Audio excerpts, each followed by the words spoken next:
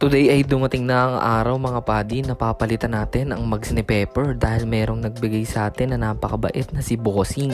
Maraming salamat sa sponsor mo, Bossing. Maagang pamasko para sa akin at syempre sa ating motor na si Pepper. Kaya samahan nyo ako for today's video. Ipakabit natin to. Let's go!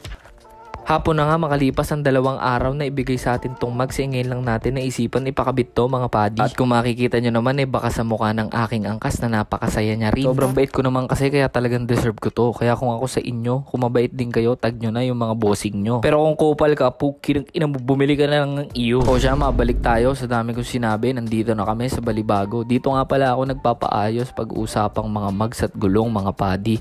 Dinadayo ko pa from Santa Rosa Bayan. Pupunta ako ng Balibago Highway bago mag-golden, makikita nyo. Kung nanonood ka nga ng mga vlog ko, malapit lang to doon sa pinagpagawang ko ng upuan. At siya nga pala mga padi, yung ikakabit natin na mags dito ay Jiren na Android na 6 spokes. Ito nga pala yung maganda dito, kila Manoy, meron silang tire changer para iwas ang bengkong o sikwat ng mga manong B. So yung may ituturo nga pala ako sa inyong tricks. Pag magpapakabit kayo sa mga ganito, tapos hindi kayo tiwala, magpanggap kayo na vlogger, tapos videohan nyo para galingan nila yung gawa. Meron kasi kayo ma-encounter na mga vulcanizer na walang habas kung sungkitin yung ating mags, lalo bago pa. At yung mga padi, size 13 nga pala tong mags natin. So same as stock lang, kaya nagamit pa natin yung luma nating gulong na Corsa 130, 70, 13 yung panlikod, 110, 70 yung pangharap. Dito naman nabaklas na ni Manoy yung ating disc at ililipat na sa ating bagong mags. Ayan, napakaganda, napakalapad. Mas malapad nga pala siya sa stock mags. Kung ang sukat ng stock mag ng NMAX ay 3 sa harap at 3.5 sa likod, dito naman sa Jiren ay 3.5 sa harap at 4 sa likod. Kaya asahan nyo na ang itsura ng ating mags, ayan, nakikita nyo naman parang donut, di ba? Napakalaki. Dito nga ay nagpapasikat na si Manoy at pinupunasan niya na yung ating mags para ikasana sa ating NMAX na si Pepper. Kulay silver nga pala yung napili natin mga padi dahil bagay na bagay lang dito sa ating motor, malinis lang siyang tingnan. Puti sana yung ikakabit talaga natin, kaya lang napakadami kong nakikita naka white mags na NMAX sa kalsada. So para kaming magkakamukha ng motor, shit!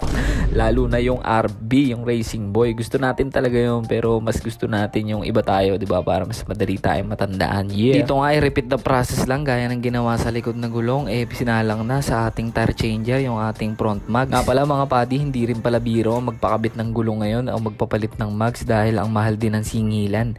500 pero okay lang yan. Plus yung ating pito, 100 isa, 200. Tapos yung ating sealant, 150. Pero hinati na lang natin yun sa 2 gulong dahil mabigat pag tig-isa. Bali, ang total na nagastos nga natin dito sa pagpapakabit natin ng gulong 850 pesos. Sama pa natin yung mags, hindi ko alam yung presyo, pero kung gusto nyong bumili, ilalagay ko na lang dyan yung pinagbilan ni bossing ko. Tropa din yun, taga Santa Rosa lang. Sa pagkakaalam ko mga padi, tumatagingting na 5,000 hanggang 6,000 ang presyo nitong Jiren mags na Android na to. At sa dami kong sinabi, hindi ko na malaya na tapos na pala si Boss Manoy at kinakabit niya na yung ating front wheel. At syempre hindi mawawala dyan yung ating pre-wheel check. Ayan, sinisipat ni Boss Manoy. At bago magtapos, bigyan natin to ng kapirasong cornstarch.